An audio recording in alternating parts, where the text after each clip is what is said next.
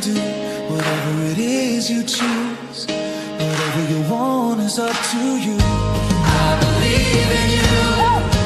I believe that you can do whatever it is you choose. Whatever you want is up to you. Imagine what happens if you put your whole all into it.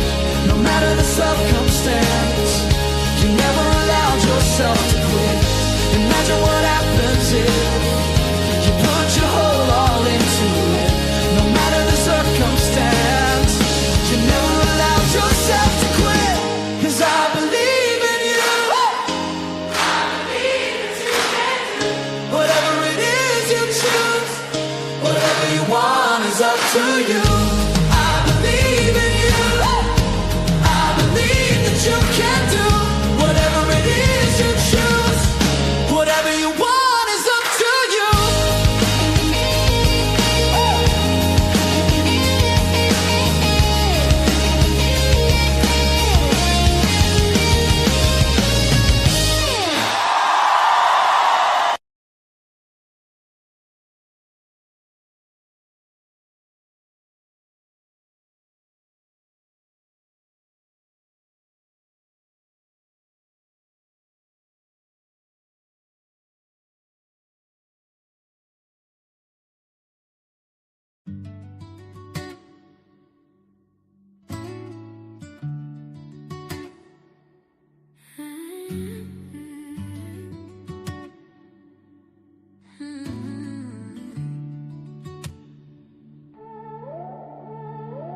So happy to be here, finally living with no fear. I'm living my best year, so glad I didn't give up in last year. I'm happy that you're here too, so happy to be with you. Glad that you made it through, I saw that you made it through. I'm happy to be here, I'm finally living with no fear. I'm living my best year, so glad I didn't give up in last year. I'm happy that you're here too, so happy to be with you. So glad that you made it through, I saw that you made it through. I don't know if you hear it enough, but I want you to know that this song is about you. I'm saying you're more than enough. If you looked at yourself, you would be fucking proud of you. Get that weight off your chest, let it go, let it flow. Let it roll off your shoulders. Don't be scared to be loud, to be proud, to be bold, to be more than they told ya. It's like jumping out of airplanes and swimming with the sharks. That existential feeling when you're staring at the stars. There's a hurricane in my head, but the lightning in my heart makes it worth it. Yeah, I still get nervous when you drop in the stream and you check out this life is. Yeah, it feels like the very first time I can build with you forever. I am certain, yeah, 'cause I still get nervous when we all get the point in the fireworks, blasting the sparks through the air like the 4th of July. I can build with you forever, I am certain, yeah, 'cause I still get nervous.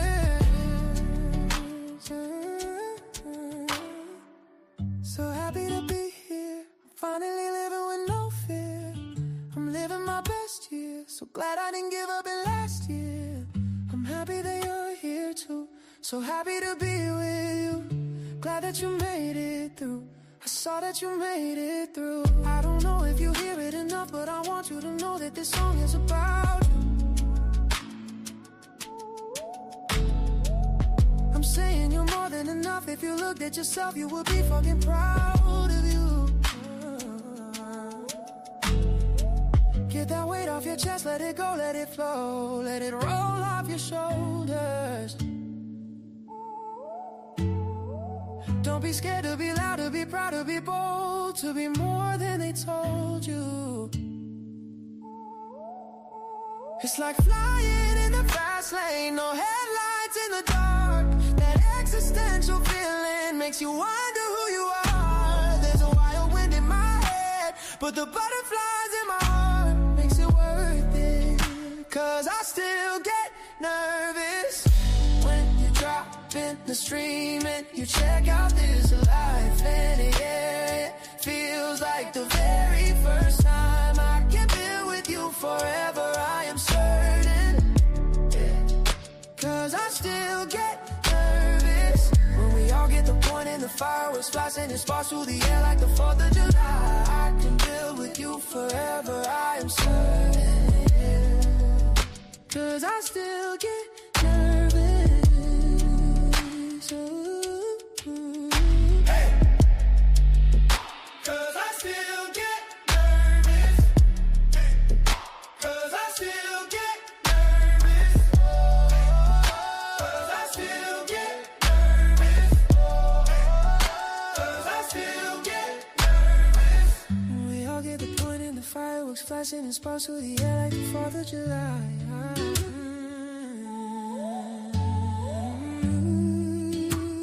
I still get nervous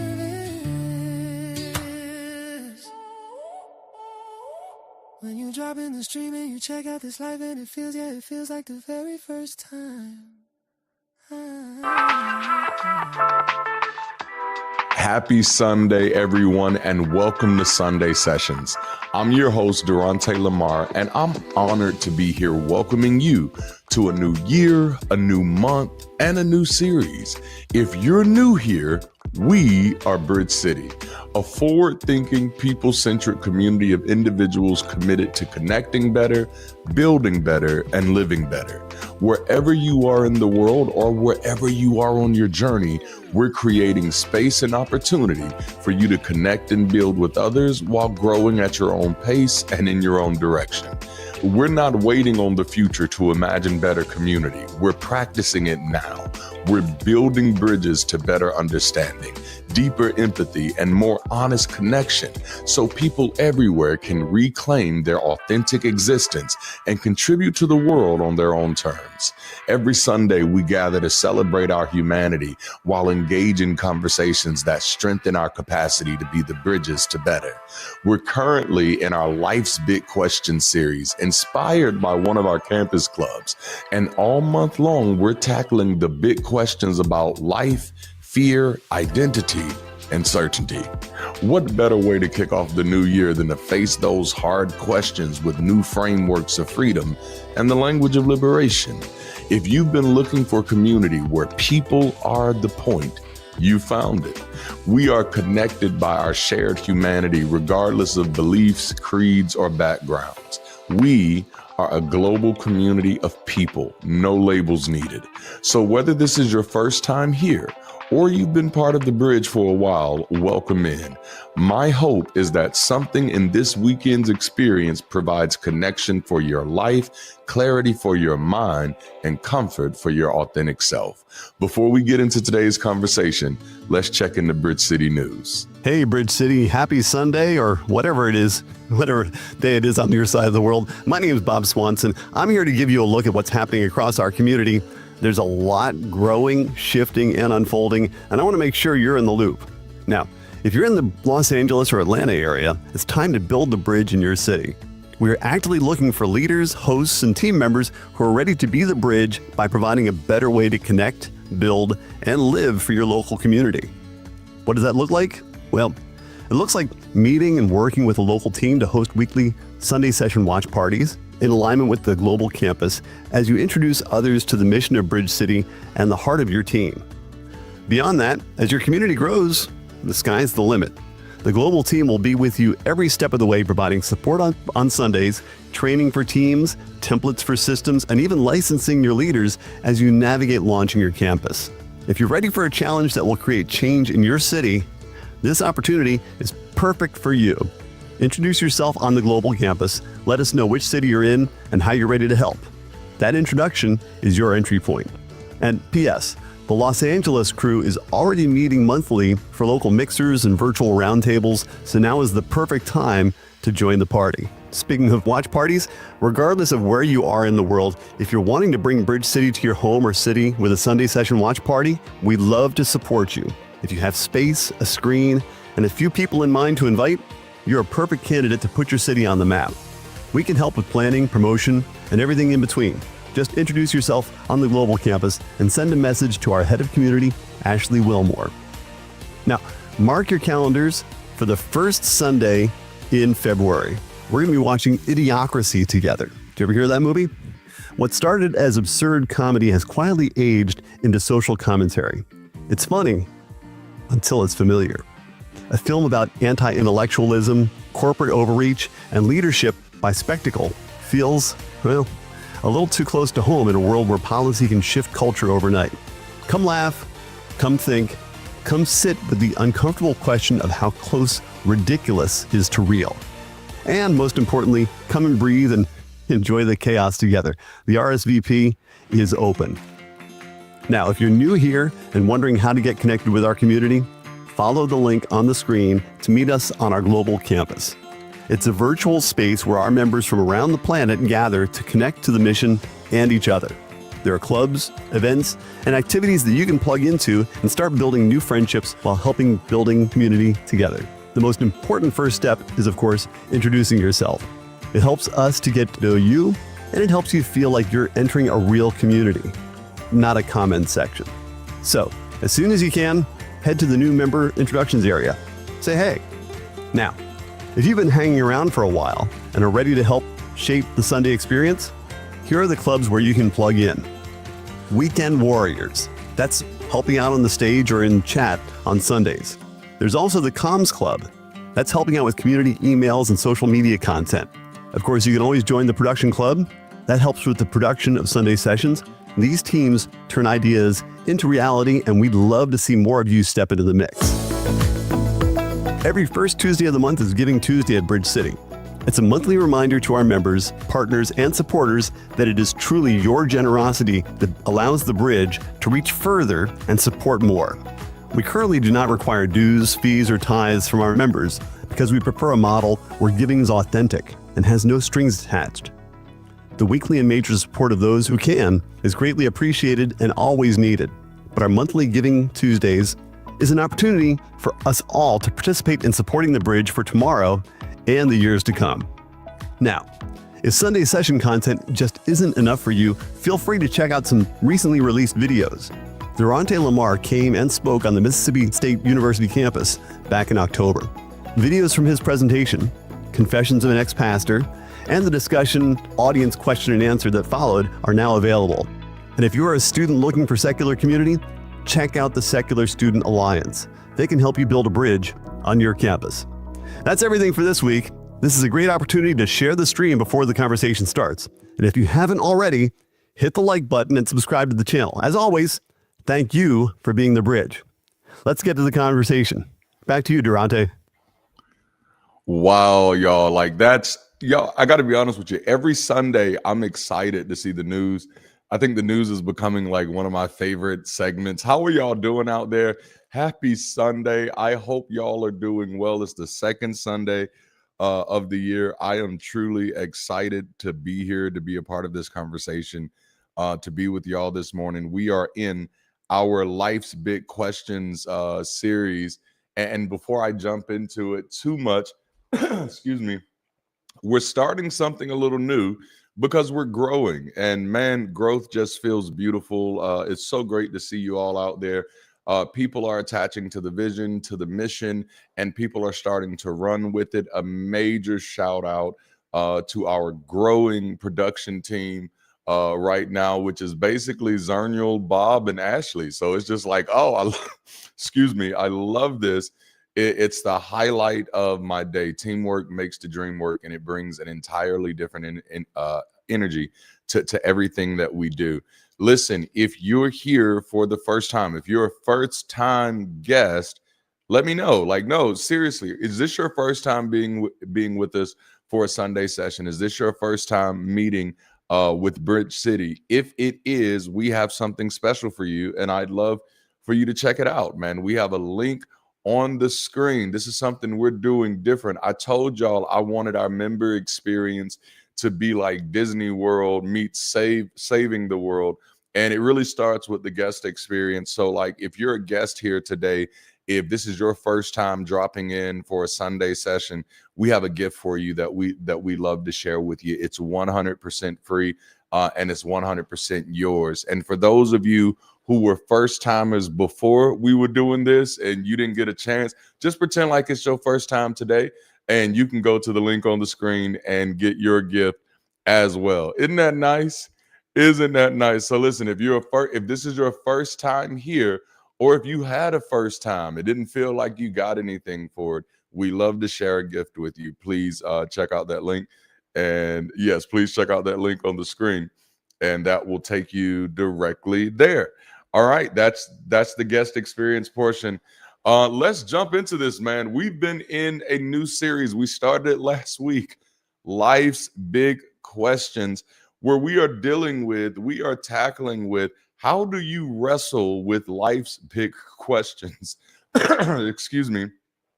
Especially after deconversion, or especially after deconstruction, after you've shifted your life in such a way that you're no longer a part of a paradigm that has presumed answers or pre-assumed answers, where now you really have to deal with these questions. Last week we dealt with fear.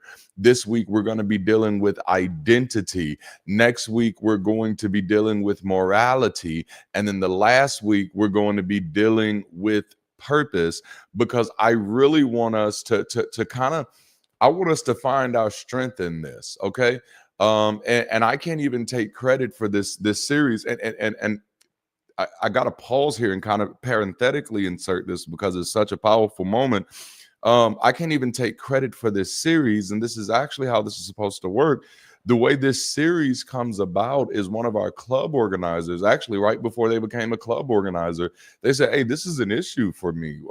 Where do I turn to for answers right now? When I was a part of religion, when I was a part of culture, when I was a part of politics, all of my answers were already prescribed for me. You know how it is when you're part of a religion. If you're having troubles with anxiety, there's a scripture for that. You're having troubles with, with healing in your body, there's a scripture for that. And so the question, which was a fair question, is where do we go now with our life's big questions? And that can be such an uncomfortable place to be dealing with. And really at the root of that is what happens when the labels stop working. I no longer, the labels used to give me the answer, and we're not necessarily talking about in a dramatic way, but what happens when you don't necessarily feel lost, but you don't know what to say about yourself anymore? That's the question of identity. Who am I? The words you used to reach for now feel too tight. They feel restrained. They feel constrained, like they don't tell the full story. Tell the full story. The categories that once made things simple now don't explain things very well. You used to be able to say, I'm a Christian, or I'm a Muslim, or I'm a whatever. And for you, that used to be enough. This was a real struggle for me, not even just after my deconversion, but just going through deconstruction even further. And that's, who am I now? When people ask me, who am I? What do I do? It's harder to answer that question because I no longer fit in these boxes, and all of the labels and the titles that exist, they really don't do me justice. Am I talking to anybody already that the labels out there, they don't do me justice. So the categories that once made things simple don't work very well anymore. Labels used to do a lot of work for us. They told people who we were. They told us where we belonged. They help us explain ourselves without having to think too hard. And when they stopped working, it can feel unsettling. When the label is no longer who I am, it can feel unsettling. This is the natural outcome of no longer outsourcing your identity to a system that was not designed for you. Damn it, I'm talking good already. Can I get a hell yeah in the chat? This week isn't about rushing to name yourself again.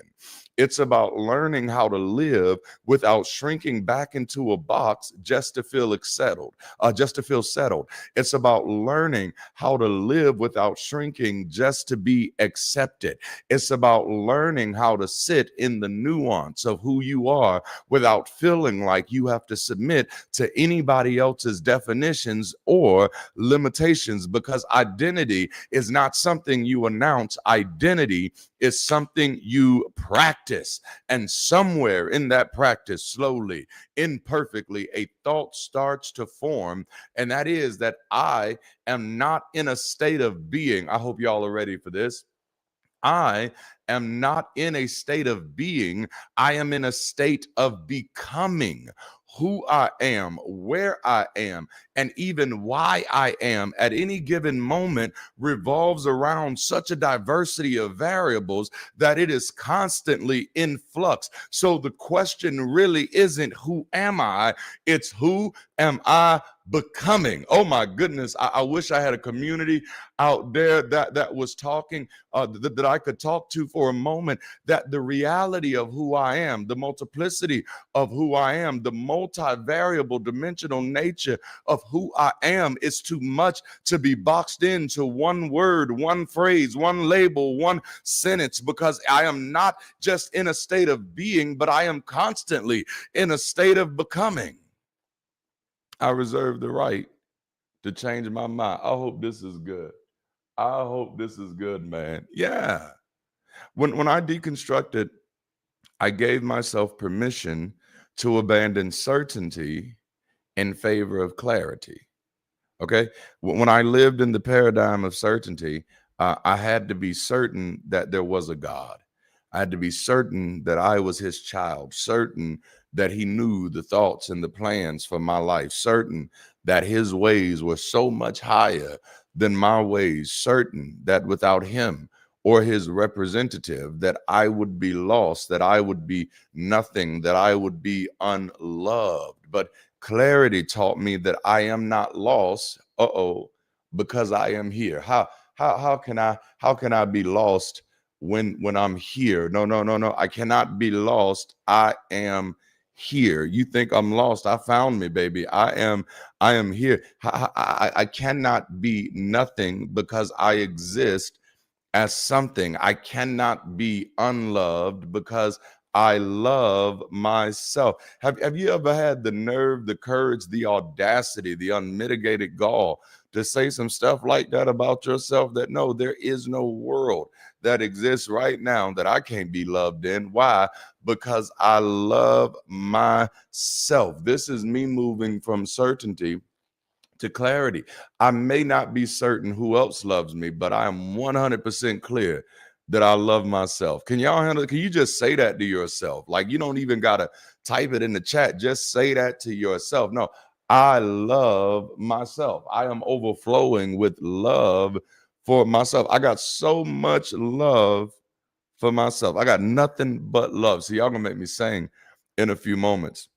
Clarity teaches us that we are not lost because we are here. We cannot be nothing because we exist as something. We cannot be unloved because we love ourselves. Labels are descriptive, but they are not conclusive. They can tell you something, but they can't tell you everything. They can tell you where I've been, but they can't tell you who I'm becoming. Oh my goodness, because contrary to popular belief, I am not a finished product crafted on some potter's wheel.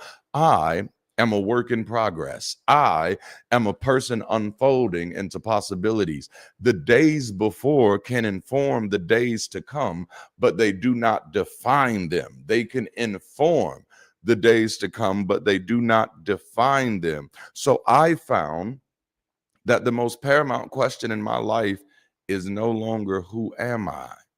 Because there is no predefined identity slot for me to fit neatly into. Sometimes you feel like a nut, sometimes you don't. Sometimes I'm nice, sometimes I'm not. Sometimes I'm good with it, sometimes I'm not. I can't exactly tell you who I am, but I can be clear on who I am becoming. The paramount question becomes, who am I becoming? It becomes permission to view yourself through the lens of agency, autonomy, and self-approval. It transforms the inner conversation from a chamber of other people's echoes into a fortress of your own solitude, a place where your thoughts and opinions of you are elevated to priority consideration. Have you, this is too damn good right now. A place where you get to, where your thoughts and opinions for you, where the thoughts and the plans that you have for yourself are elevated to priority consideration, are elevated to preferential treatment. What I think about myself, come on now, that it has to lead the ship. Damn, this is good. Okay, so when I was on the edges of deconversion, when I was on the edges, back in 2014, I was in a counseling session with my former mentor, Pastor Mike McClure Jr. of Birmingham, Alabama, because I was wrestling with my belief in God. I was also wrestling with my obligation to stay in an unproductive marriage. I had just completed my first degree in social science and was coming to terms with the fact that a lot of the information presented in the world that I came from, like Focus on the Family, I don't know if y'all remember them, or the Abeka learning curriculums for schools, or just even the countless seminars and workshops that existed on biblical marriages, whatever the hell that is. I was coming into the realization that many of these things were nothing more than theological bullshit and pseudo-intellectual propaganda. And in the counseling session, after my mentor asked me the required questions of infidelity and neglect, is she cheating on you? Is she neglecting you?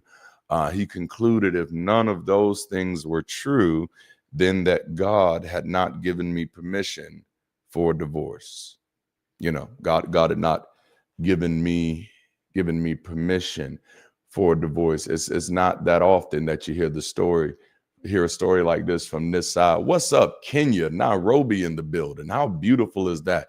Did y'all know that Brit City is global? Come on now, y'all don't know.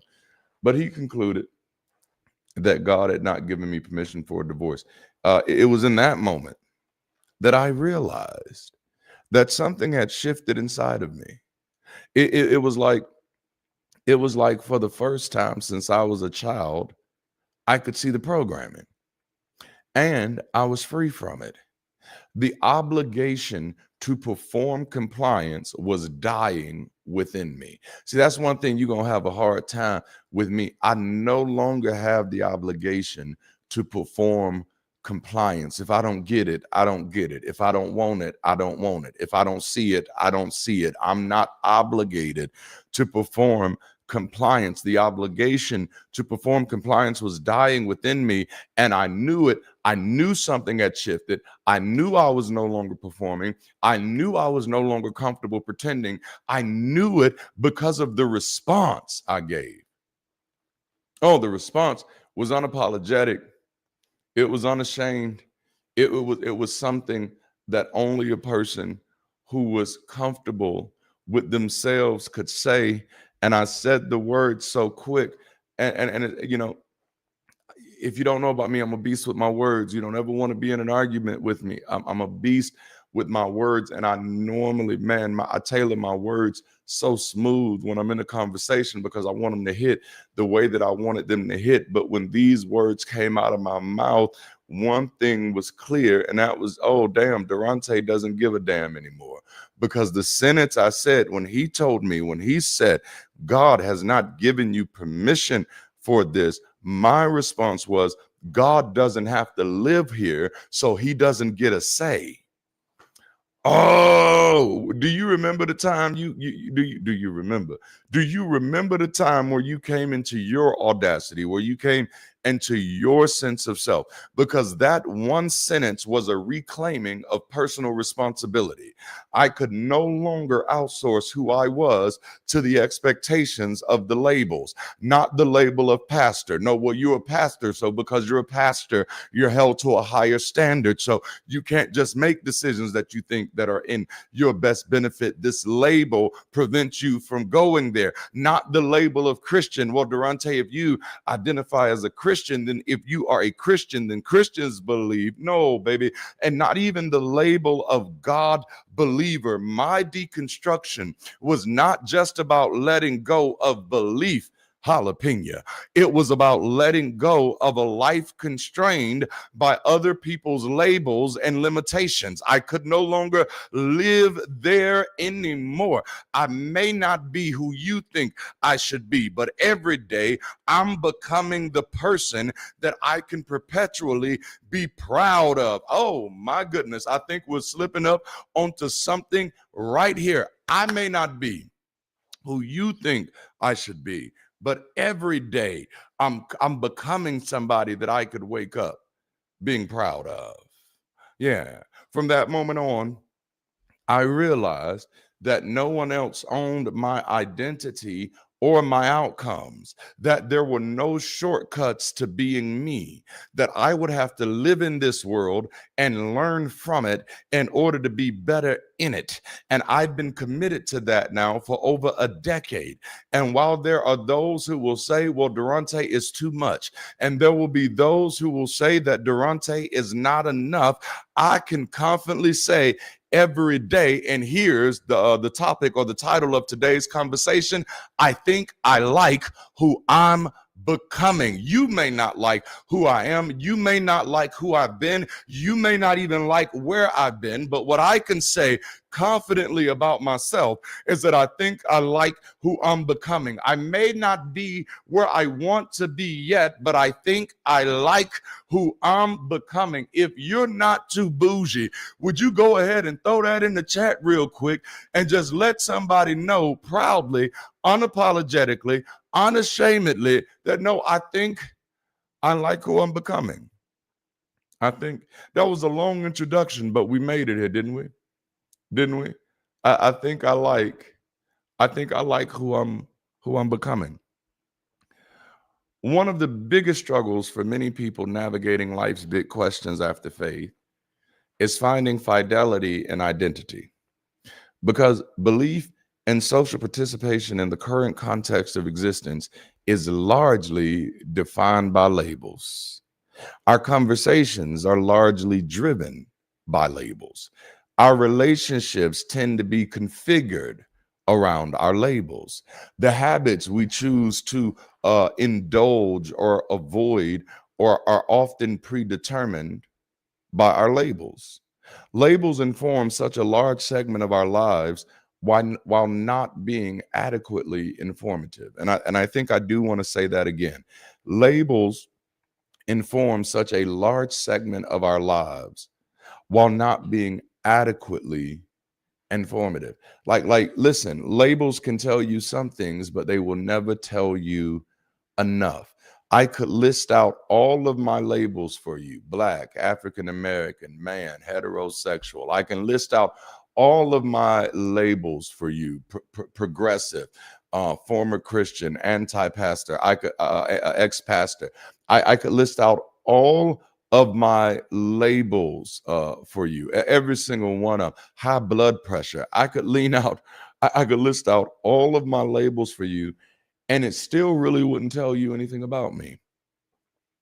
It's still, and yet it would still inform the way the majority of people treat me. This is something that I came across when last year we did our How to Human series, which I can't wait to do that conversation series again. But when we did our How to Human series, I realized that so often we use labels as shortcuts to knowing people. And I often have to remind people that you knowing someone's label is not the same as you knowing them. Oh, this is so good. And that's really how labels work. They're often shortcuts to unearned information.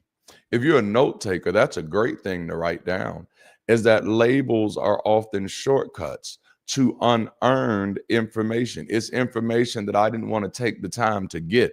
It's information that I maybe did not have the time to get. So either way, I did not do the work to get the information. So I took the shortcut of the label. So when you had the label of Christian, or you had the label of Muslim, or you had the label of pagan, or whatever it is, you didn't earn information on the creation of the universe and life.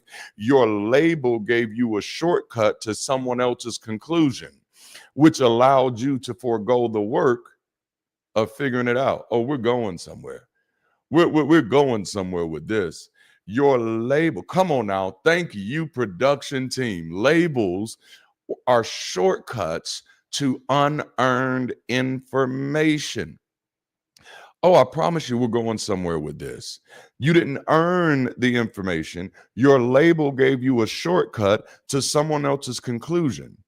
Okay, that's the discomfort you're feeling right now. So this is what I like to help people come to terms with, is that you did not lose your understanding of the universe. You never had an understanding of the universe. You had a shortcut to someone else's conclusion.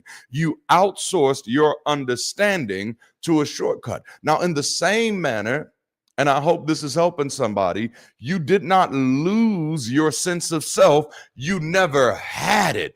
It was robbed from you. You outsourced yourself to the labels. You became who the labels told you who you're supposed to be. So because I identify as the label of Christian, or because I identify with the label of religious, or because I identify with the label of Muslim, then this is how I'm supposed to live. This is who I'm supposed to be. This is what my identity is supposed to be now. This is what my purpose is. Now, at that moment, you don't have a fidelity of self. You don't have a sense of self. What you have is someone else's script.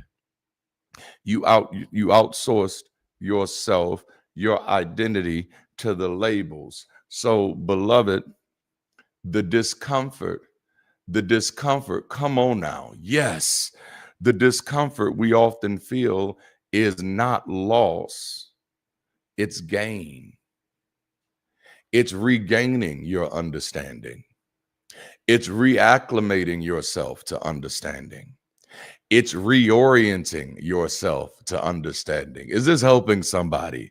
No, the discomfort you're feeling when you let go of other people's labels is not loss of your understanding. It is not loss of your sense of self.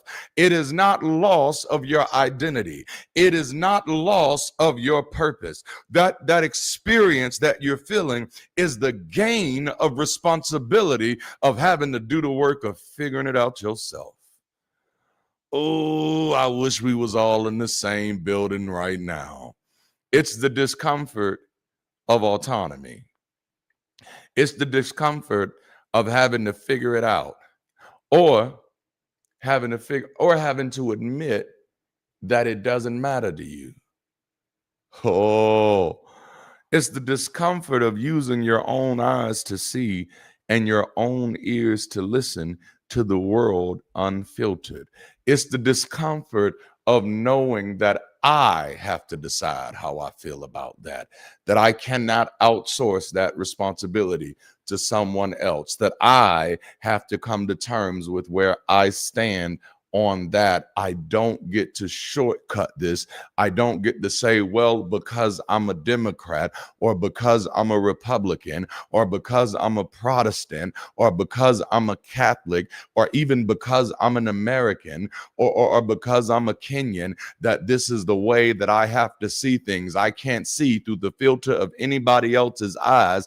I've got to use my own eyes to see and my own ears to hear, and wrestle with how I feel about it. I can't let nobody else dictate my ideology from this point on. I hope this is setting somebody else free. It's the transition from being just the character and someone else's story to becoming the author of your own epic narrative, where your character is constantly in development as your story continues to unravel. It's the freedom to no longer rush the conclusion. It's the freedom to no longer have to jump to the outcome. It's the freedom to breathe in the story. To be able to say, my character does not know this yet because my character has not come across that yet. And that's what you tricked me into before. You tricked me into accepting conclusions that I had not wrestled with yet. No, it's the freedom to no longer rush the conclusion. Jalapeno. Jalapeno. It's the discomfort of using your own eyes and using your own ears. Who you are only matters in the light of who you're becoming. Where you've been only matters in the light of where you're going. It's permission to see yourself in flux. It's the permission to see yourself on a journey.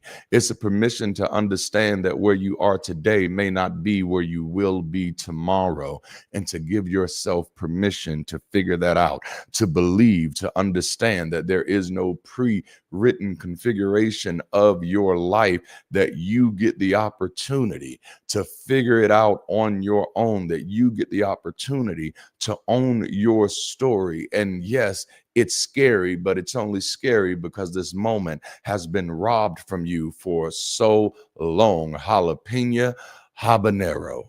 Yeah, this is good. Can I get a hell yeah? So this seems like the perfect spot to drop in today's first big point. First big point. You're too big for labels. Okay, you're too big for labels. You can tell me all your labels, and that don't tell me anything about you. It don't tell me your why. It don't tell me your when. It don't tell me your how. It tells me what group you identify with, but it doesn't even tell me which part of that group you identify with.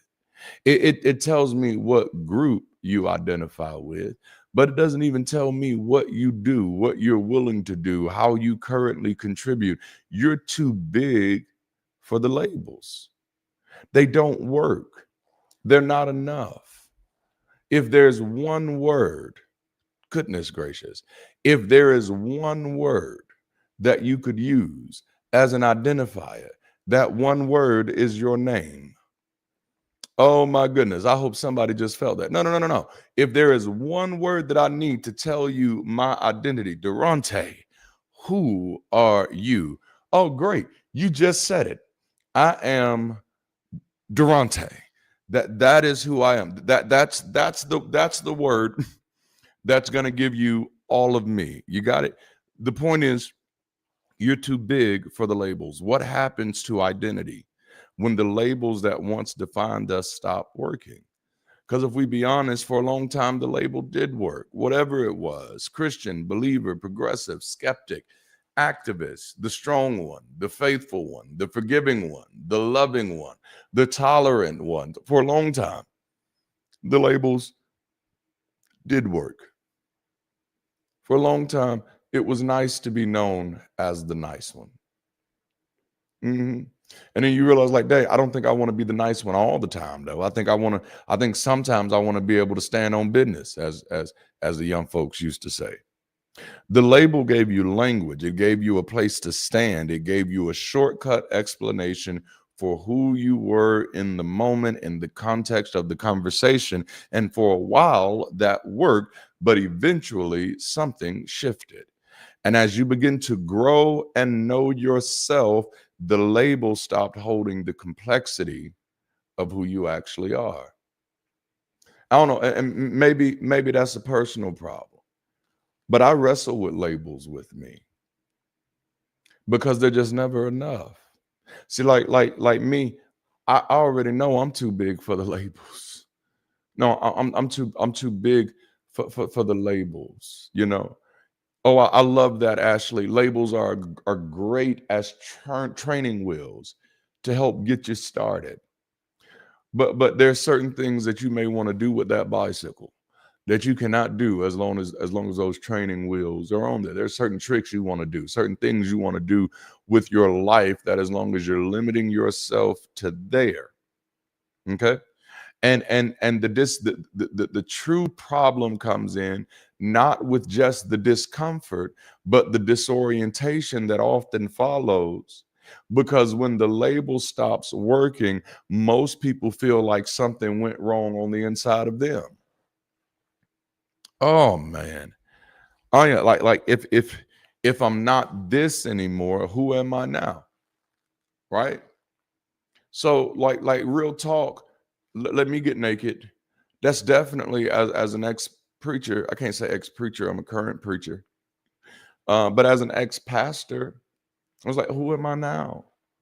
I've been using my voice to inspire people, to motivate people, to challenge people, to coach people, to counsel people for my entire life. If I'm not Darante LaMar Martin, who is the pastor of some progressive church, who am I? And how do I come to terms? And how do I come to terms with who I am? And I wrestled with this for a while, but it was a memory that kind of unlocked it for me. I'm taking you down memory lane. It was a memory because honestly, I wrestled with it. I had to try to figure out, and hopefully this is helping somebody. I had to try to figure out, okay, have I been the one forming me, or was I formed by the church? How much of me is me, and how much of me were my mentors? How much of me were the churches that I flocked to? Like, do I do this because this is my personality, or do I do this because I thought that this was expected of me? And what I realized when I went down memory lane, when I wrestled with myself, when I got into the work of knowing and growing myself, when I got into the work, I realized, bruh, you've been preaching ever since you had a voice, long before you identified with Christianity, long before you identified with church, long before you identified with the role of pastor. This is who you were. That just became the easiest vehicle, the most accessible vehicle that already matched who you were becoming. I'm talking now, y'all. I'm talking. That just became the most accessible vehicle. No, you go through these things of who am I now? How much of that was me? How much of that was them? And what replaces that? What do I even call myself now? Darante. My wife did a conference a few years ago, and it was called Call Me by My Name. Ooh, and it was a powerful conference for women empowerment, for women, especially in the Southern biblical context. It's very easy to get confined to a role. It's very easy to get confined to a title. I am mother, I am sister. It's very easy to get confined to other people's expectations. But it was a reminder, a clarion call to say, no, call me by my name. Because yes, I'm a father. Yes, I'm a brother. Yes, I'm a son. But please understand, I'm all of that and a bag of chips. There is more to me than the normal. You can't just judge this particular book by the cover, because there are several volumes to this. Okay, so here's the truth most of us never hear. You didn't lose yourself when the labels stopped working. The labels failed because you finally outgrew them. Yeah, it says something about me. It just doesn't say enough about me. It's been no secret. Every time I say it the same way, but I'm a former Black nationalist. I'm also a former Pan-Africanist. I still have Pan-Africanist leanings. I still have Black nationalist leanings in my politics. All right. I just typically don't use the labels anymore because it tells you something about me, but it doesn't tell you everything about me. Like, I can remember the moment crossing that line within myself where I'm thinking like, oh yeah, because we were building all these projects, making sure that African American kids had access to culture. And then I was like, oh damn, but like, because we had Hispanic neighbors on one side and European neighbors on the other side. And I was like, I wouldn't want them to be robbed of culture. And so while Pan-Africanist does explain one part of me, it also in other people's minds can create exclusionary limitations that don't exactly exist in my mind. Do y'all see how that thing works? So sometimes the labels failed because you outgrew them. Okay. The labels stopped working because you became something bigger. It's like, yeah, I am that, but I'm also something else. Yeah, I am concerned with this, but I'm also concerned about these other things too. And I'm realizing, damn, that I am big enough, wide enough, and deep enough to hold a multiplicity of concerns. Is this good, y'all? I hope this is setting somebody free. Labels are tools. They are not containers for a whole human life. They work. They work when life is simple. They break when you become more honest, more curious, and more layered in your approach to the world. The more, this is good. That's why the reality is it's not really time to get better labels. It's time to get better tools. It's time to get better tools. It's time to get comfortable doing the work. It's time to get comfortable actually figuring it out. And it's also time to get comfortable, as I said earlier, just admitting when it ain't even that important to you. Nope, it don't even matter to me. Some people, we act like how did the universe get here is like one of the most important questions in the world. We do. We act like that. But statistically, not that many people care. Seriously. I mean, honestly, don't give a damn. Just wake up and be here. Okay? I might be one of those people. I'm curious, but not seriously curious. Like, I'm not trying to pursue my degree in astrophysics. I am trying to finish up my doctorate in sociology. So that tells you where my interest is. It's time to get better tools. But see, that's why this feels like grief, because something that once gave you clarity doesn't anymore. So you don't actually lose yourself, okay? What you lose is the illusion of certainty. What you lose is the illusion of clarity. What you lose is pretending to know what you actually didn't know, which now gives you the opportunity to figure it out.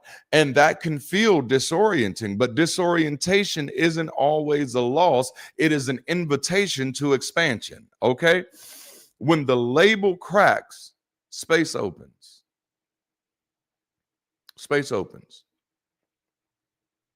I don't think I'd be doing the work that I'm doing now if the label of Pan-Africanism didn't crack for me.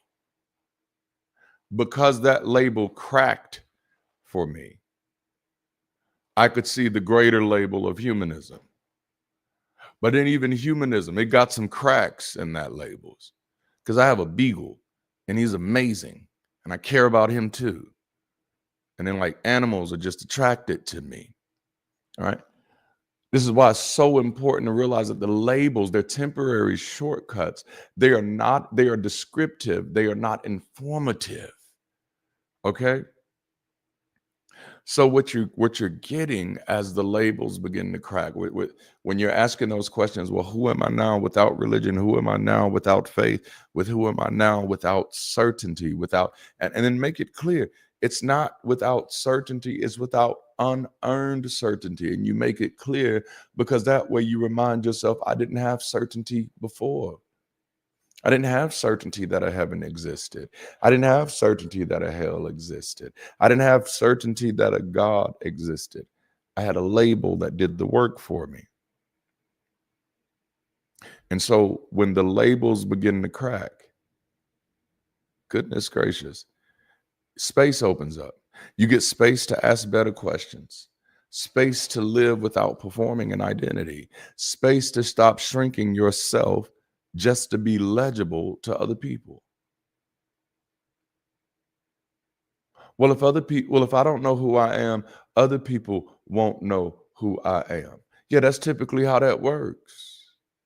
because you got to figure it out before they figure it out. Otherwise, you're running the risk of other people telling you who to be before you're comfortable with who you are. And that's the whole thing that's wrong with this system in the first place, is that you end up having people telling you who to be when you don't even know who you are. You know? So you didn't lose yourself. You're finally living in the room to be yourself. You're finally living in the space to become yourself. Someone who doesn't fit neatly, someone who doesn't need a shortcut explanation, someone who's comfortable without being a child's coloring book. No, you're not going to get me that quickly. I'm a long read, okay? Someone who can be unfinished without being unstable. To be able to sit in the discomfort of being able to say, you know what? I don't know how I feel about that. I don't know where I stand on that. I don't know where I live. I'm unfinished there. But that doesn't mean I'm unstable. That's not a crisis. That's growth. It's the stretching and building of long neglected muscles, which brings us to point number 2. It's your box to open. Identity, clarity of self, fidelity of self, purpose, determination, your box to open. Self-determination is your box to open. This is a hard pill to swallow because we do live in a cultural context, especially for those of us in the Western Hemisphere, where life is predefined for you. You know? And I like to tell people that often success lives outside of predefined parameters. Damn, this is good. Okay, this ain't even my notes. But success lives outside of predefined parameters. Okay? See, like that's what breaking a record is. Whew. Breaking a record is moving beyond the predefined parameters. The predefined parameters said this is the best we could do. This is the furthest we can go. This is the fastest we could run. This is the highest we can jump. This is the best that we could ever hope for. But success is looking at that predefined parameter and saying that may be somebody else's truth, but it doesn't have to be my truth. That may be somebody else's outcome, but it doesn't have to be my outcome. Look, that may be your story, and I like that's your story. I'm gonna let you finish your story, but just because that's your story doesn't mean it has to be my story. Your story is your box to open. My story is my box to open.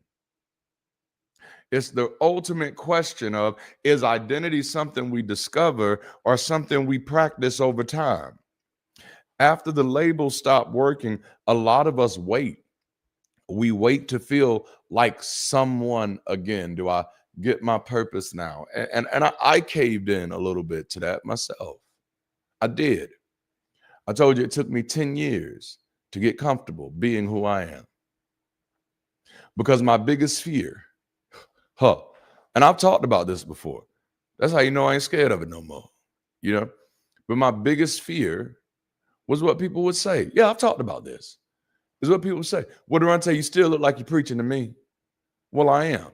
I still am. I very much am. Thank you, Captain Obvious. All right.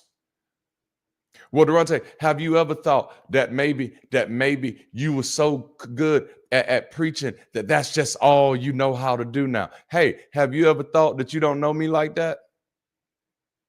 Oh my goodness. Y'all, I'm doing better than y'all are responding. I waited for so long because I was concerned about what people would say, how people would treat me. People say, well, I wouldn't do all of that because you're not me. Oh, I'm me. I do what me does. Okay. So we often go through a process of waiting to feel like someone again. And it's not just feeling like someone, it's feeling like someone acceptable. It's feeling like someone tolerable. It's feeling like someone that other people would be okay with. And I had to get to the place where I got comfortable saying, and this is just the freedom of self, that I don't need you to be okay with me for me to be okay with me. I don't need your approval to do anything that I'm doing. And so people can say, hey, what Darante is doing looks too much like church to me, then hey, don't come here on Sundays. That's all I can tell for you, because you are a fully autonomous, automated individual. Use your audacity and choose to become what you want to become. I'm becoming me. And I think I like who I'm becoming. So I'm no longer waiting for certainty arise. Will people like this? Will people approve of this? No, I'm getting clarity. Is this what I want to do with my life? Is this how I want to use my time? Is this how I want to contribute to the world around me? And if the answer is yes, then that's all that matters. Whoever else thinks I'm too much or not enough, it doesn't matter, because I think I like who I'm becoming. Damn, I wish we were all together in the same room, because the band would be going crazy right now. Okay? So I stopped waiting for the moment for everything to click, because I realized that was the illusion. The illusion was needing everything to click. No, I don't need everything to click. Me knowing, see, the hard thing about knowing who we are is that you don't know who you're becoming yet. You know, this is so good. Identity doesn't normally work the way that we think it does. There isn't a version of you hidden somewhere waiting to be uncovered. There's no sealed envelope with your name on it. There's no destiny that you're supposed to accidentally stumble into on the right day because of mysterious ways and all that jazz. Now, that doesn't mean that life is meaningless. It's a reminder that we are the meaning makers. You're not below the meaning, you're above them. Damn. I wish we were in the same room and we had a band right here, because this is where I'd absolutely lose my heathenish mind. You're not below the meaning, baby. You're above the meaning. You got to change your position. You got to change your seat. See, labels put you beneath the meaning. I'm trying to give you your sovereignty back, where you realize you're not the receiver of meaning. You're the meaning maker. You sit above the meaning, not below the meaning. You sit above the meaning, not below the meaning. Meaning does not flow to you. Meaning flows from you. So no, life is not meaningless. It means that meaning is lived, not revealed. Identity isn't something you discover, it's something you practice. Practice what you preach. I'm tempted to go Barry White. I'm gonna leave it alone. You practice it in the choices that you make and the values you live, even before you can explain them, and how you treat people when there is no label that's watching. See, that's where a lot of us get stuck. See, I realized I had stopped believing long before I was comfortable saying I stopped believing. Like I could remember small moments, just little funny moments, right? Little funny moments, like sitting down at the table to eat and getting ready to say my grace over the food, and then looking around and realize ain't nobody in here. That's one of them Freudian slips where you just realize, bro, you don't believe this. It's so good, man. Your identity is lived. Your language don't always catch up with it, but your life will. You know, this is where a lot of us get stuck. We think, once I figure out who I am, then I'll live like it. And that's why so many of us are waiting for others to treat us like who we want to be, to have permission to be that. But in reality, it don't really work that way. Okay? It really works the other way around. You have to make the decision, let me just live like I deserve to be here. Let's breathe in that for a moment. If we were in the same building and the band was here, I'd have them go into some heavy strings right now, just so that we could all breathe into that moment, that we can have a meditative, reflective moment together as a community. And we don't have that right now, but let's just take this moment and say, just sit in that. Let me just live like I deserve to be here. Let me just live like I have a right to be here. Let me just live like I'm here. And what I do while I'm here, how I do while I'm here, doesn't have to be predefined by anybody else, because I am here. And I am impacted by everything that here comes with. Y'all, let me just live like I deserve to be here. Period. And wish a motherfucker would try to stop me. I'm sorry, I had to do it. All right, so let me just live jalapeno, habanero. Let me just live like I deserve to be here. All right, you live, you choose, you respond, and then identity begins to take shape. You practice who you are until you are okay with who you are. It's your story. It's your box to open. That's why waiting to feel like someone can quietly keep you frozen. That was kind of like where I was for 10 years. I was still productive. I was still building things. I was still building out plans. But man, I was frozen because I wasn't sure. Oh, shit. I wasn't sure if there was room for my identity.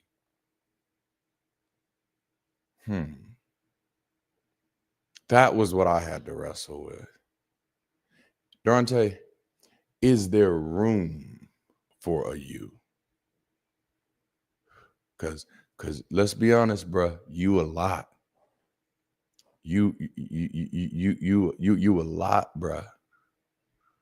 And people may not like that. People in the atheist space may feel like that's just way too churchy, bruh. And I'm like, dang, that's wild, because half of the stuff you think is church is culture.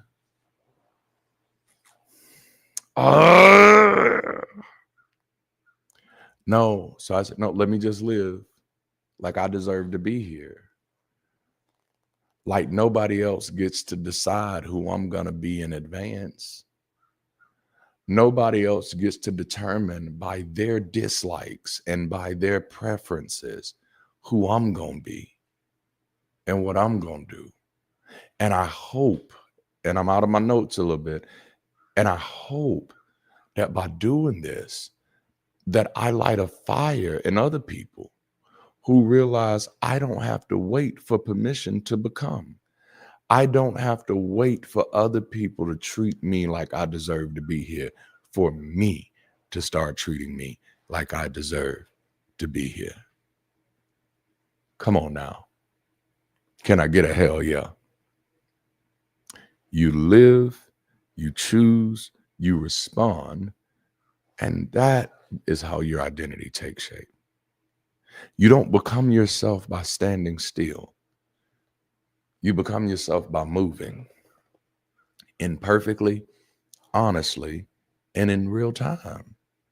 You become yourself by adapting, by adjusting, by falling down, by bouncing back. There was, in the illusion, in the superstitious version of identity, there is a you who never makes mistakes. There's a you who never falls down.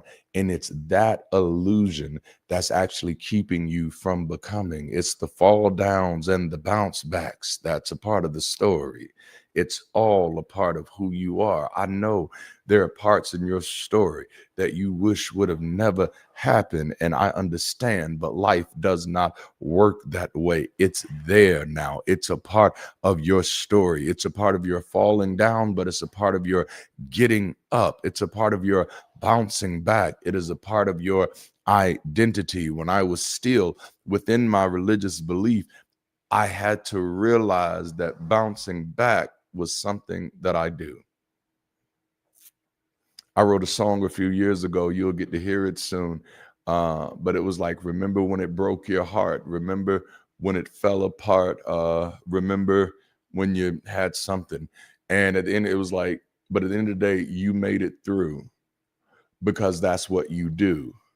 You make it through. Damn it, I wish I had an organ right here. That's what you do. See, as a Christian, I had gotten so used to giving God the glory for every victory in my life that I didn't realize that it was me winning those battles every time. I didn't realize that it was me. And so I wrote that song to remind myself that, hey, bro, you are a way maker. Listen to me, homie. You are a miracle worker. Listen to me, bro. No matter what you've gone through, like, watch this. If you're alive right now, everybody do a breath check. All right, you alive. If you're alive right now, it means you've survived everything you thought you wouldn't. So making it through, damn it, is what you do. You become yourself by moving in real time, falling down, getting up, getting hit, bouncing back. And that doesn't mean that you're on your own. It means that the box isn't locked from the outside. You don't need permission to open it. You don't need certainty to take the next step. You don't need a divine guide to start practicing what matters to you. You don't even have to know exactly who you are yet. You just have to start living in a way that feels honest. You just have to start living like you deserve to be here, come what may. Identity isn't something you arrive at. It's something you will grow into. And that box is yours to open. That battle is yours to fight. That victory is yours to win. So let's hit this last point for the weekend so we can roll out. Are y'all ready? You need an anchor, not approval. All right. When we're dealing with identity concerns, when we're dealing with identity after faith, when we're dealing with identity without a pre-described conclusion, where someone doesn't get to tell you who you are and no one gets to predefine what is right for you and what is wrong for you. You know, when we're dealing with identity, we're trying to move away from approval and into anchor. I don't need approval. What I need is an anchor. The question is, what does a grounded reality look like when it's rooted? What does a grounded identity look like when it's rooted in reality, not approval or certainty? Okay. So here's the tension most people don't realize they're living in. When the labels fall away, we don't just lose language, we lose feedback. We lose the applause. We lose the reassurance, that sense that someone somewhere is keeping score and letting us know we're doing life right. So what we become used to is the circle of applause. What we become used to is the crowd of agreement. What we become used to is the reassurance, the approval. The approval becomes a substitute for certainty. Because they approve, I'm certain I'm doing the right thing. Okay? And if we're honest, a lot of what used to feel like faith was really just approval with a divine accent.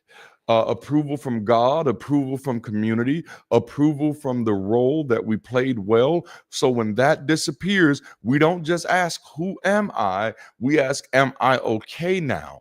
Am I wrong? Did I step out of bounds? Am I enough now? Did I just let go of the thing that made me me? And that's where a lot of people quietly rebuild the same system they just left. They swap religious labels for intellectual ones. Different vocabulary, same pressure. Different labels, same limits.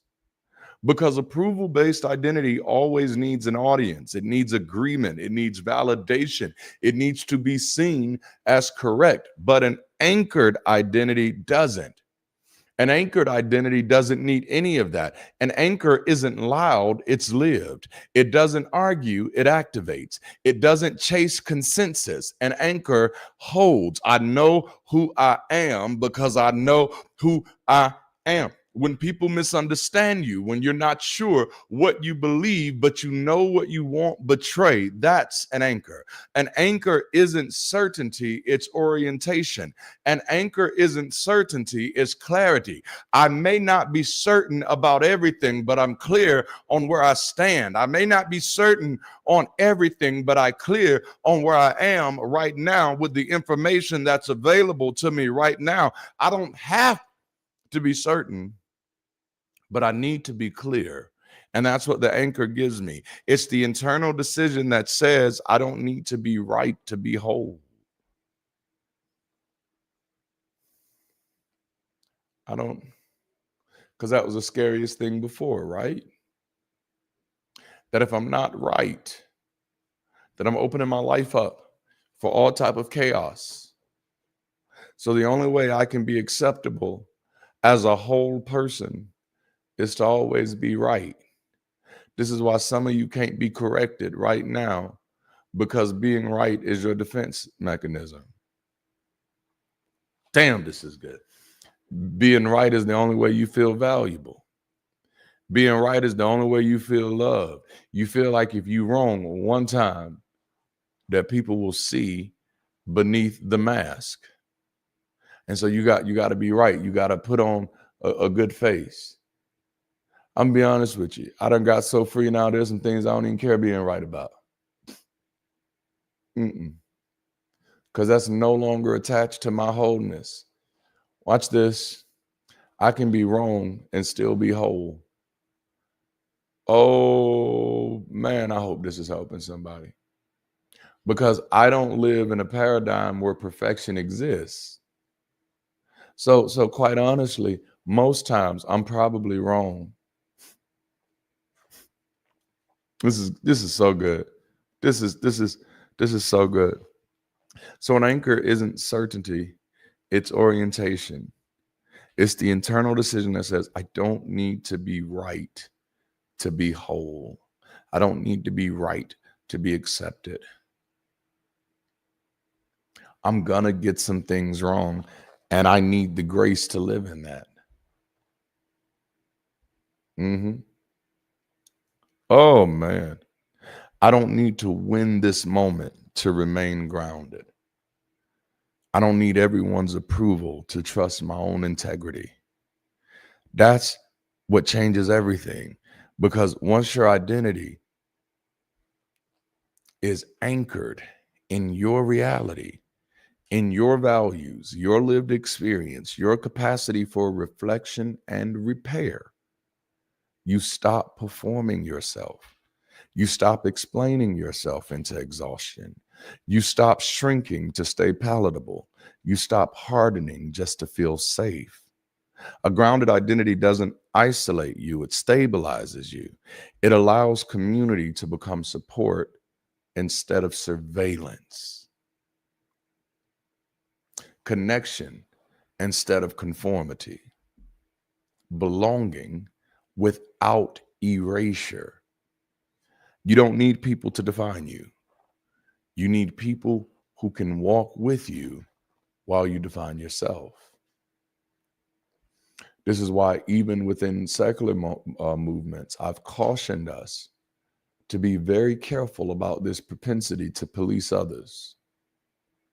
because that's that slippery slope right back into indoctrination, that other people must have the autonomy to wrestle with who they are in real time.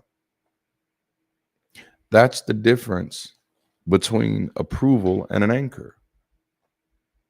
Approval asks, will they accept me? An anchor asks, can I live with myself? That's the anchor.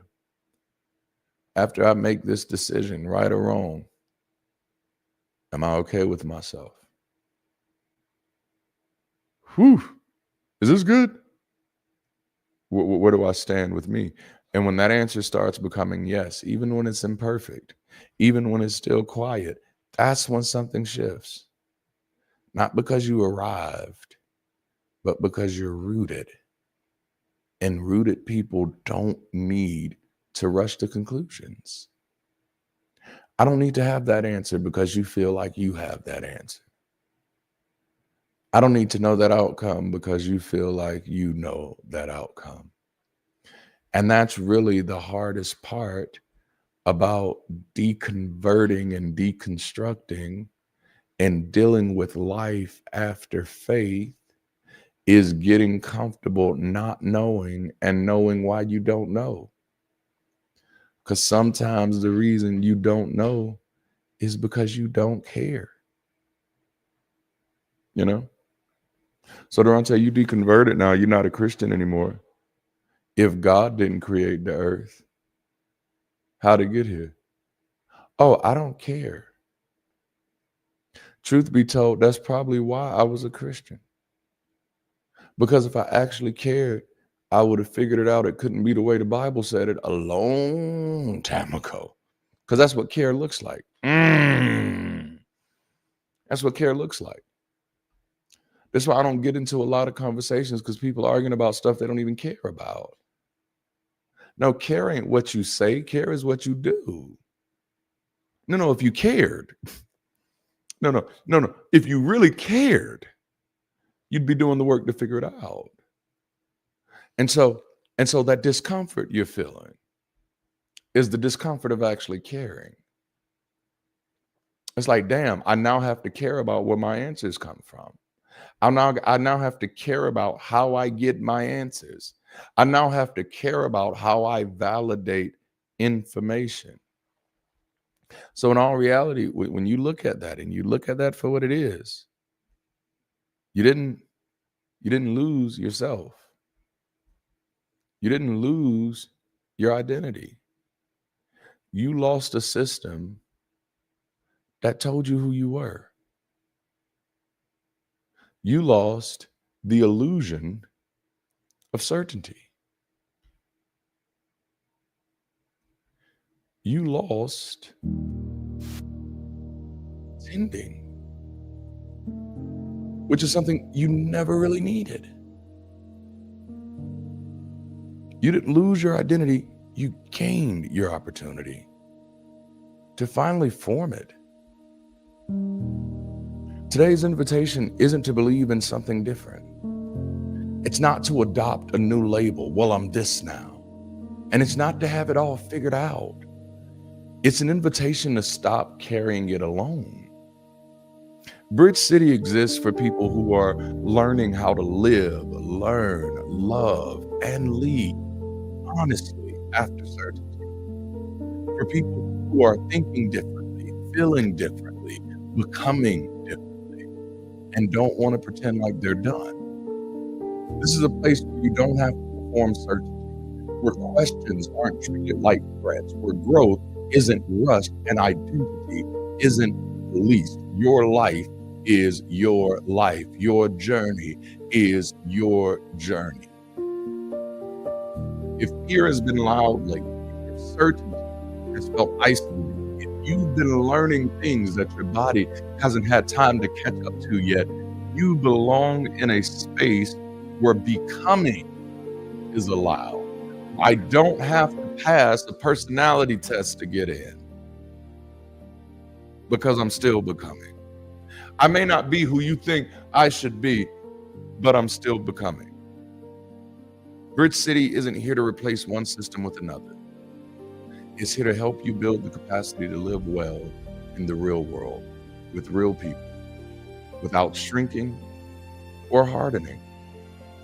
So if you're looking for community without conformity, support without surveillance, and a place to practice life after faith, there's room for you here. You can follow the link on the screen to get started. Thank you for joining us today. What another great session today. You gotta tell us what your favorite takeaway was from today's conversation. Make sure to leave it in the comments or keep the conversation going on our global campus in the commons space. Speaking of, if you're making the decision to join Bridge City today, let me be the first to say, welcome to the Bridge. We're so glad to have you be a part of our growing community and can't wait for you to get involved. Your first step is to click the link on the screen now. From there, you can join our global campus and take your first steps as a new member. Once you're in, we made the path to connection easy, with brief learning tracks about our campus as well as our mission. By the time you finish your first steps, you'll know more about your new community and how to plug in and begin making a difference. So, if you're ready to join, click the link now, get access to member-only content, conversations, clubs, and even courses. We can't wait to welcome you. For everyone else, if you value these conversations and believe in the work we're trying to do as a global community, let's pause for an opportunity of generosity. Your giving helps make this space accessible, sustainable, and growing. It empowers our bridges to not only reach further, but support more people on the journey. With very little support, we've already accomplished so much. We've impacted hundreds of lives through these sessions, live events, and now with our global campus. Imagine how much more we could be doing, supporting, and promoting with your consistent financial support. Your weekly or monthly support, large or small, empowers us to establish new spaces, train new leaders, and power new projects that move people forward. That's what Bridge City is all about. The donation link and QR code are on the screen now for anyone who is willing and able to make a statement of support today. We appreciate all of our financial supporters because you help make this possible. And finally, don't keep this to yourself. A bridge is only as effective as the places it reaches. Help us reach new places by sharing this experience with someone and showing them that there's life after uncertainty. Together, we can reach the world. What an incredible weekend, right? Thank you so much for joining us for the Life's Big Question series. To our visitors, I hope we get a chance to welcome you again next weekend. The first time, you're a visitor. Your second visit, you're a guest. And if you come back a third time, you're as good as family. To our members, make sure to stay updated on events and activities by checking the commons, the clubs, and the calendar of the global campus. That's all for today, Bridge City. Have a people-centric, forward-thinking kind of week. Until next time, keep rising and be the bridge.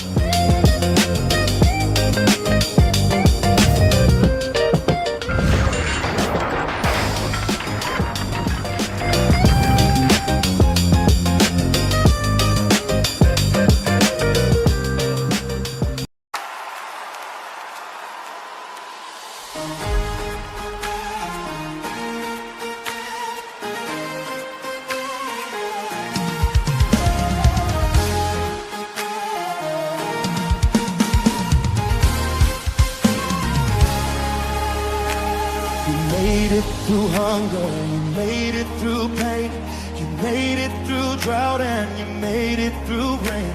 You rose over conflict, you've conquered your shame.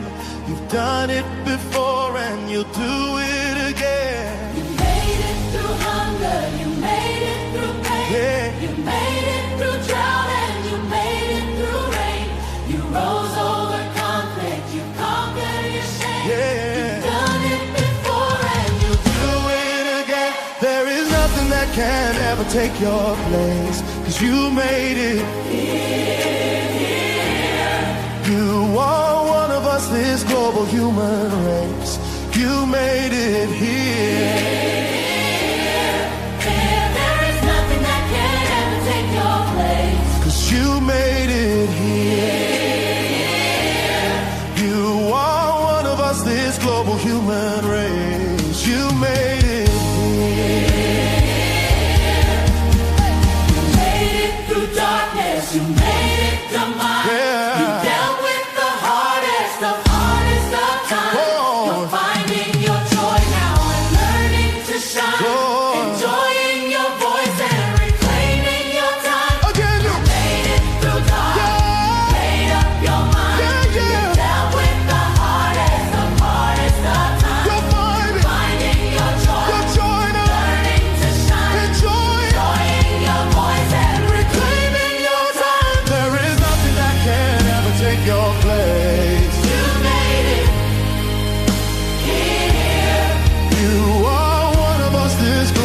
human race. You made it here. There is nothing that can ever take your place. You made it here. You are one of us, this global human race. You made it here. If you know that you made it, come on, stand up and say it. If you know that you made it, don't let them hold you back any longer. If you know that you made it, come on, stand up and say it. Don't let them hold you back any longer. If you know that you made it, come on, say it. Come on, stand up and say it. If you know that you made it, don't let them hold you back any longer. 'Cause there is nothing that can ever take your place. You are one of us, this global human race. Oh, there's nothing that could ever take your place. Is anybody glad that you made it?